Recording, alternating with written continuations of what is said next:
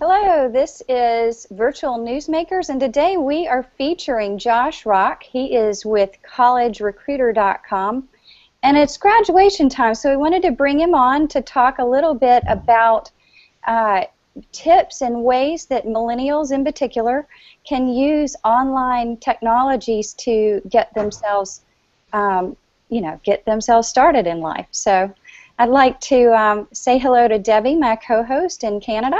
Hello. And welcome Josh Rock to our show today. So Josh, hi. Good morning. How are you? Oh, we're good. Good. So where are you coming to us from? I am in lovely, gloomy central Minnesota, about an hour north of Minneapolis. Well, Minneapolis is great, actually. Is it starting to get spring there? I don't think we're going to actually have spring. I think we might go right from winter right into summer. We had snow about 2 weeks ago, and we've had like 70 degree weather. So I think we're just going to jump from one right to the other. Oh, that's cool. All right. So with these graduates, how many kids do you know of that are well? How many kids do you estimate are graduating this month? Oh, it's crazy. I mean, the average four-year university has anywhere from 8,000 to 10,000 students. You multiply that across the country, plus you add in your big universities. It's crazy the amount of students that are graduating. Each and every year. The big thing is finding their place in the workplace and in industry. So, how do you get into that? But where do you start and how do you prepare is really the big question. Okay, so let's talk about that. You're a recruiter and you help match job seekers or young job seekers to potential employment opportunities. How do you make those matches? It really starts when I go to a college and I do the seminars that I offer. There's a top 5 questions, and it actually works for other segments of job seekers as well. But the big question is, what do you truly want to do? What is that job? What's going to be happy? What's going to make you happy for the next 30, 35 years of your working career? The second question is, how much money do you want to make? A lot of colleges kind of give these students a lofty goal of what their pay expectations are if they have work experience or if they don't. So it's, right. What are they going to need to pay their bills, have a little extra, pay off their student loans? We obviously know that's a big issue across the country. So it's rolling those two things into it. The third question is how are you going to get number 1 and 2? Previous work history, networking, additional education that you may have forgotten. What are those things that are going to get you number 1 and 2? The last 2 questions are a little bit more fuzzy. Number 4 is where are you going to be in 5 years? That's you yourself, you with any family you may have, either a spouse, children, maybe the girlfriend that you've been dating since high school. What are you going to do there with those 2? But then also your career, because your career may dictate your personal goals and aspirations and any family you may have, or vice versa. And the last question is 10 years. Same 3 questions. And the reason why I asked those 3 sub-questions in there is because 5 years is 1 or 2 jobs from now, and 10 years is about 2 to 3 jobs from now. So it's about planning and maybe not paving a road, but taking out at least the weeds and the trees and the stumps that might be in your way. Okay, so what happens when they're not really sure? They don't know how to answer those questions. I couldn't answer those when I graduated high school. Not at all. I couldn't answer those when I was 30. Usually what I do is I tell people to go grab themselves a bottle of wine or whatever their favorite beverage is, sit down with the person who knows you the best, and start to hammer those things out, because usually the individual doesn't think about them, but somebody who knows them best and hears about them complain every day can help direct them that direction. But again, you may not know the answers, and that's totally okay. But it's maybe getting into a job that you truly enjoy, or at least an aspect of the job that you enjoy, whether it's working with people, medicine, numbers, whatever it might be. Getting into that segment and starting to build that career opportunity. It's funny that you bring that up, because I have this constant ongoing conversation with my best friend in New York, and she's always asking me to help her write her resume. And the reason is when we get into that discussion, I know her accomplishments and her talents and abilities in ways maybe she doesn't know. I mean, we don't think of ourselves how the world sees us. We see ourselves in another in another light. So that's actually really interesting. Do you recommend a best friend or a mentor or someone you've worked with? All of the above. Okay. Whether it's your mom, your significant other, your best friend, a mentor, an instructor, career services, because what's going to happen is you're probably going to miss a skill that you have. And I mean, we all look at LinkedIn profiles and we see all these endorsements of all these different skills, and oftentimes the really good ones are the ones you're missing. Because they're not so obvious. They're the ones that separate you from everybody else. So it's how do you dig those up, undercover them, and put them into where they belong. That's actually really great advice. So with a LinkedIn profile, do kids today have LinkedIn profiles, or what are your thoughts on that? LinkedIn, I think when I was there on Monday afternoon, I think they have 36 million college students using LinkedIn right now, and they've actually changed their rules to allow students 14 years of age and up to using LinkedIn. I know, it's crazy. It's a little crazy, but what they did is they lowered the threshold, so that way when people are ready, they can jump on whenever they want to. I think that's really, really great, because I don't think that teenagers think of building their online profiles early enough. Exactly. And to have a place where, I mean, they're doing summer jobs, they're doing internships. My son did a summer program at MIT on entrepreneurship, and that'd be a great thing to have on LinkedIn. And all of his teachers are on LinkedIn, and they can give him recommendations from LinkedIn. So I think that's a terrific idea. Yeah, and LinkedIn actually has a tool where you can actually segment out who's gone to your university, if they've gotten the same degree that you have, where they live, and where they work. So you can actually see what the future of your possible career is based on what you're going to school for and where you're going to school. So some great research, some great big data. Hate to use buzzwords, but it's there. But you use that information that they have to maybe pave your own way. So how do you I was going to bring up just really quickly. I went to a school in Indiana that people go to from all over the world, and they're looking for ways to connect their global alumni to the young new talent out there. What would you recommend for a school in terms of how they might position their alumni and their students to potentially find each other? Well, I laugh because sometimes I look at not only the school that I went to, but other schools who have an issue with, kind of bringing their alumni together when it comes to their current student basis and helping them get into industry. Yeah. LinkedIn brags the fact that they have better alumni data than the universities themselves. It's a little crazy.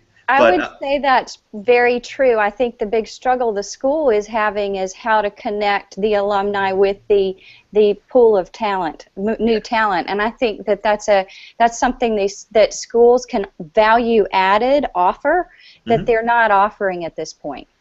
Yeah, and it doesn't always have to circle around money, and that's one of the big issues behind alumni associations is the dollar and not the membership and the connection. Right. I'm not big into my alumni association, but I'm connected with students that are there and that have graduated recently. I talk about my school relentlessly because I'm a big advocate of it. Whether the kids directly want to go there or they just like the hockey program. I talk about it. I wear the colors all the time. Which school is this? I went to the University of Minnesota Duluth, right at the end of Lake Superior. A good hockey team, national champions, 2011. Good plug there. But you go where you like. I mean, it's not always just about the education. I mean, there's other parts of life within the university that students have to really grasp onto, and the connections that you get there and then afterwards from or through the university sometimes actually tend to go a lot longer than civics 101. Yeah. So foster it and grow it. That's actually brilliant. My high school was Culver Academy, and they've got a heck of a hockey team themselves. So there you go. It always comes around hockey, right, Debbie? It does. It certainly does. But one of the things, I see this happening a lot when, with going to university and graduating from it, and then they're training for jobs that no longer exist. Yeah. Some of those jobs, like let's take journalism for an example. I'm not exactly sure what they're teaching today in journalism school, but we do know that there are no such thing as a newspaper job anymore. There are very few of them. There are some newspapers that are coming into play, but there's twice as many that are falling off the table. So how do you adapt a student to the new realities when they do graduate? It's about being pliable. I ran into a lot of my friends who, they went all into elementary education, and then there was all the budget cuts, 5-10 years ago, and they were trimming the number of teachers and all that, and they couldn't find jobs, so they tried to find other things that they could do. Some of them have become tutors. Some of them have opened up businesses to tutor students. So they still got their education, thing in there, but maybe it wasn't working directly for a school. But sometimes it's the back end knowledge, not necessarily the practically usable knowledge that they're using to grow their careers even further. So it's about being pliable and making yourself usable in the marketplace. I studied political science, constitutional law, and here I am in advertising and recruiting. Where the hell did that come from? I did the same. I was political science as well. And people ask me that all the time, and what I tell them is really what it taught me is the abstract thinking. It's taking a company's current situation, what their difficulties are in talent acquisition, and looking at a student and finding a way to bring those two solutions together. So there is some practical usage besides the government stuff that I learned on how to bring these two groups together. Cool. Yeah, because one of the other things too is that you see all these media people losing their jobs, and they're not exactly sure what to do. I've seen, a lot of them have been colleagues and friends of mine, and they don't know what to do. But one of the areas that they can get into is public relations, because every company needs public relations. And a lot of them are good writers, and I've even told a lot of them to get into industrial writing. They've got great writing skills. And how many of us have read a company manual that is horribly written? Their job descriptions, you're like, who's the lawyer that wrote this? And it's not written to what the job seekers are looking for. So I mean, you could use that for you could go into the PR and the communications marketing team for a company and write their descriptions, write their job postings, write their company manuals to actually have somebody want to do it. So there's a lot of that kind of stuff that it may not be newspapers anymore, but the writing skills and those things could be tweaked and turned to something else. And hopefully those students haven't been using essay mills to pen their to pass their exams. I won't talk to my wife about that. I think she still holds the fact that I aced her through business law at one time, but we'll hold that to a side question or side topic some other time. No, it's really interesting that you bring that up because marketing. I am seeing businesses and marketing departments that don't have the skill set or the talent for writing. The writers. They don't have the people, which I oftentimes, say we can teach and train your people in-house, or you have the opportunity to outsource. Yeah. But sometimes outsourcing your voice doesn't really, as a business, is not the best thing to do. So what do you recommend? I mean, there's this whole get a job in a cubicle 9 to 5 and a paycheck at the end of the week, but there's also this whole world of people taking their best skill sets and working as independent consultants for businesses. How would you help guide students to make those decisions? That's a great question. I actually just came off a project before I joined College Recruiter doing that exact thing. I'd been in advertising for 10 years plus, and one of my clients asked me to come in-house to help do their recruitment advertising, in part because there was a disconnect between the HR team and the marketing team. Yeah. And that happens at corporations across the country, across the globe, because one part, the marketing team does not want to give up the power that they have to promote the company, and HR wants to take it over to be able to put the words in the best interest of the candidates. So there's this inner quarrel. So what I did is I came in from both sides and said, all right, I'm going to do this in-house. And it worked out really, really well.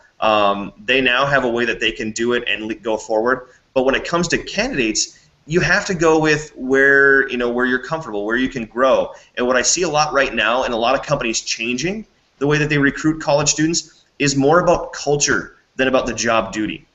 So if I'm a company and I'm in a fifth floor of a building and we're all in a cube farm and it really isn't where a college student's going to want to come, I'm going to find a way to inject excitement, energy, personality of the organization, so that way when I do bring talent in, they want to stick around.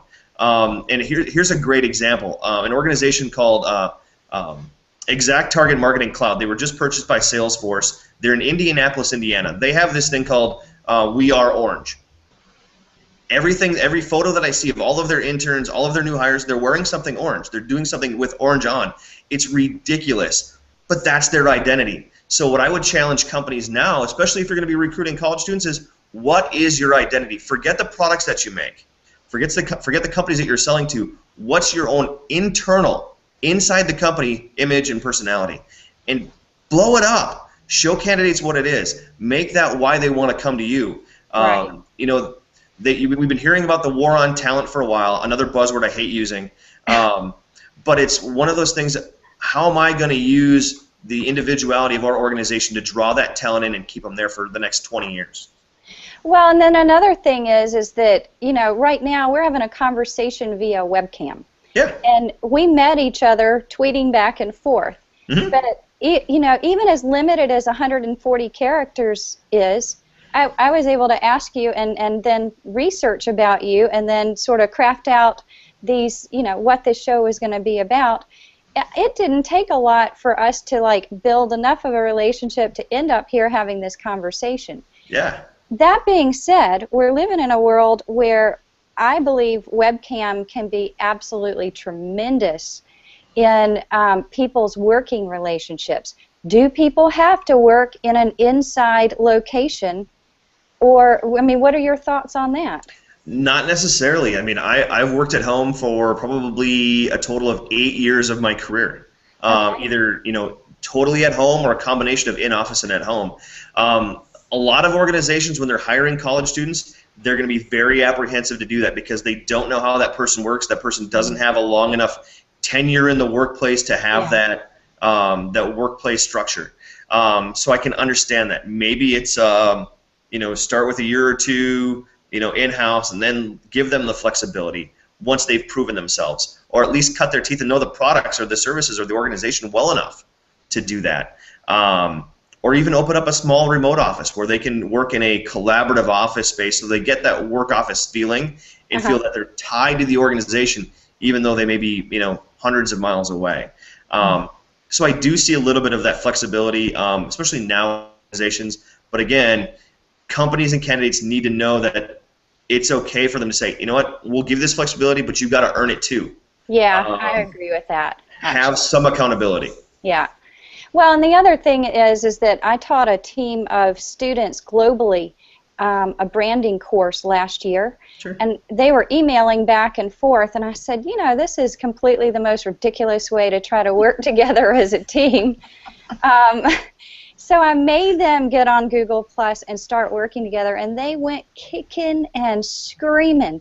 But by the end of the course, they were thanking me 6 ways to Sunday because they took a project, a professionally, thought out project from A to Z in 3 weeks and did an absolutely fabulous job, and they never would have been able to do that if they were emailing stuff back and forth. Yep. So there's a huge opportunity for teams to start to work together and businesses to incorporate people from all over. Yeah, you look at the technology of things like Google Docs. No more emailing stuff, sending emails of our packages of CDs or floppy disks. Right. But then you even look at things like Join.me, where you can share screens, or GoToMeeting. Yeah. The technology is totally there, but again, it's the comfortability of the people using it and the leadership understanding what it is and saying, you know what, we're going to make these tools available to you as you need them.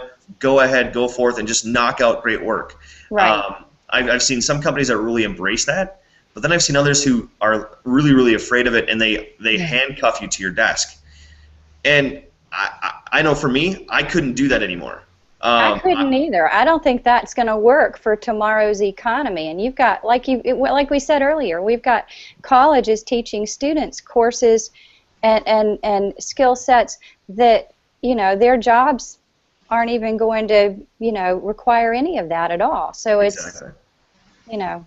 One of the biggest things I've seen from a couple of graduates in the course of commenting on some of the social posts on Google Plus is some of the recruits, when they've come out into the workplace, everything they learned in school no longer does not apply. I mean, it's like an alternate universe. When they come into the workplace, they don't have any of the skills required to actually do the job, even though they spent 4 years in college, because, like, particularly in some of the things that we've just discussed in the new media, and that they're not learning it, so they have to actually get a new education when they come out into the world. And I have way back in the 80s when I took management accounting at a technical school. I only took a couple of years of it, and then I got a job in an accounting office, and it was night and day. Anything that was in the accounting office didn't look like anything I learned in school. So I guess it's an ongoing thing. It just looks different when you see it in real life, I guess. Yeah. Well, that's where I try to get when I talk to college students is start an internship or a job that's going to be in towards the industry that you want to work in. So that way you get an appreciation and knowledge of what's going to be there before you even get out. Make sure it's something that you want to do, because I always see students that, oh yeah, I'm graduating with a biology major. Well, great, but what the heck do you want to do with it? Right. You know, they've done their due diligence. They've gone through school in 4 years, maybe a little bit more, but then it's like all they have is the name of the degree as their identity, not what they want to do or how they want to apply it. And so I challenge students all the time. You have an idea of what you want to do about halfway through your college education, maybe a little bit longer, a little bit later than that. So find a job somewhere in there, with whether it's an internship or, you know, a job throughout the school year that pays the bills, that's in towards that industry. One, so you've got a great active network, but two, so you've got a baseline up before anybody else. Because guess what? When you graduate and those tens of hundreds of thousands of other students graduate, you're all going up against the same jobs. So why not get yourself 3-4 feet ahead of everybody else and get that opportunity before they do? Because again, in the end, it's a competition of who's going to get it before the other person. Yeah, that's great advice, actually. It is. Really great advice. So if you could take a student from their freshman year in college and kind of mentor them in 3 minutes through their experience to put their best foot forward in the course of 4 years, what would kind of be that step-by-step process? First thing I'd tell them is go ahead and change your major 2 to 3 times. That's totally okay. The average student, that's what the average student does anyway. So feel out what you really want to do. Knock out the generals. Figure out where your point of interest is. Just like when you do jobs. I mean, how many college students do 3-4 jobs a year because they're not sure what they really want to do, or they don't like a manager or the hours? So do that with your education. That's totally fine. Second thing is make best friends with not only your advisors, but also career services, because guess what? When a company needs somebody to come work for them, or they're looking for special talent, they're going to connect with them, and if you're top of mind, they're going to put you right in front of that person right away. The third thing would be exactly what I just said a little while ago is try to get jobs or try to get experiences in the industry that you want to before you even graduate. Get that foot in the door before everybody else does if you can. I have clients to this day that I bagged groceries for as a kid at a local grocery store here in central Minnesota. That's Why? cool. Because I built an awesome network. I got to know the people that I served, and they're happy to do business with me now as an adult and having kids that are going to be bagging their groceries down the road. So it's all about coming full circle. So really, those are some of the 3 big points that I tell college students. That's great. That's great advice. So really test out various interests and find out what you love, and really use the resources around you, which I wish I had you 25 years ago. I didn't do it. I learned long afterwards, unfortunately. Yeah, because for the average person, like from our ages, we change careers at least 5 times. Mm-hmm. And so this probably fast tracks that career change aspect, and you can figure that out while you're in college. It's much more now. You know.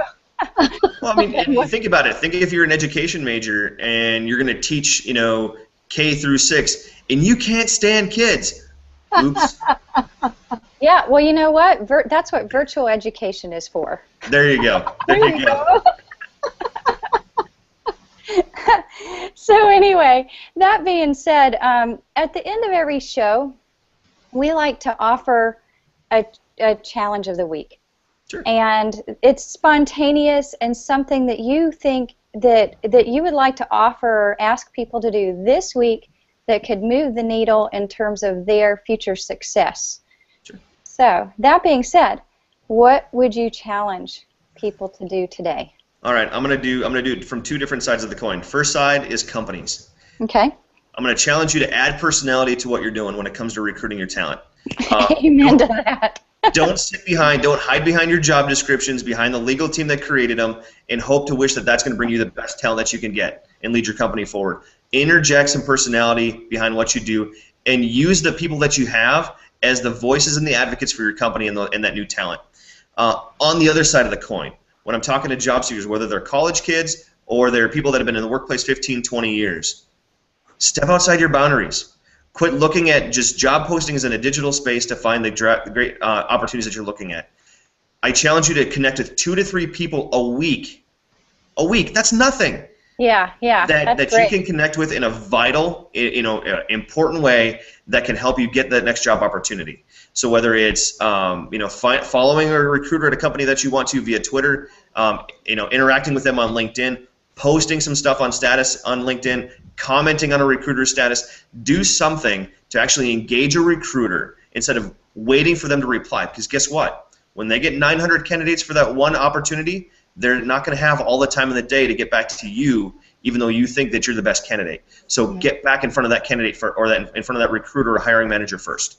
Well, and that's really brilliant, because what you're talking about is using these technologies to build relationships. And I think what happens is people use it to push out their message more than they use it to actually connect with and create real. This is technology that needs to be used in a human way. Yep. And so that's a lot about, that's what you're talking about. Use the technology to build relationships. Do you have any shout-outs or examples of people who you think have done that well? There's a bunch. Obviously, we're doing it from our end, here at College Recruiter. We work with companies who maybe don't have the time and the ability to get out and do it a lot themselves, so we're an arm of that. But individual companies, there's a whole bunch of them that go there and do it the right way. I know one is All Children's Hospital down in Tampa, Florida. Okay. Their VP of HR, Jay Coons, is a good friend of mine. He gives the recruiters in his team any and every tool that they need to get their jobs accomplished and bring in great talent to provide great care to kids who need it. So he's one. You also look at Zappos. The personality behind their at Inside Zappos on Twitter, I love those guys. I interact with them on a regular basis. Stacy has a great team in the employment branding area. Awesome. Take a look at those guys. Another one that I would look at, the third one would be Allstate Insurance. They're in Illinois. Christy Zimmerman, their talent brand manager, she is unbelievable. She's been there for a handful of years. She came from another insurance company, and she's really led the recruitment brand of Allstate forward tenfold. So 3 great companies, all in different spaces in industry, but all just killing it in what they do. Love it. I'm going to check all of those out, actually. Is out of all of those, is there one that you think might be interested in joining us for a show? Christy would be a great one to connect with, and then Jay Coons would be another. Awesome. I know Jay really well. I actually represent Jay in a speaking agency that I'm a part of. Jay is willing to put his face everywhere, but it's not about him. It's about the team that he works with, and that's what shows a great leader. And then I know Christy. She is actually presenting at the Sourcing Conference in Chicago in June on using employment brand. So she'd be a great one to have too. Awesome. That'd be great. Well, this has been absolutely terrific, and it's really fun to meet you in person on Google Plus Hangouts. For everybody who's interested that you're getting out of school and you want to be connected to a job and start to look into your opportunities, check out collegerecruiter.com and check out, come on, show us. Shameless plug, you just got to throw the company name up there. There you go. And I would challenge you to connect with Josh Rock on Twitter. Where's your best place to be connected with? Because I connected with you on Twitter. Yeah, I'm easy to find. My Twitter handle is @jrock96. I use the 96. It was my hockey number, but also the year that I graduated. So my hockey does not go far from me. Although you will be seeing me tweeting about a lot of hockey in the next week as the Stanley Cup gets closer and closer. So as long as my Minnesota Wild stay in, it might dilute. I may have to jump on the Bruins bandwagon along with Debbie. So we'll see what happens there. Well, y'all keep me posted. We will.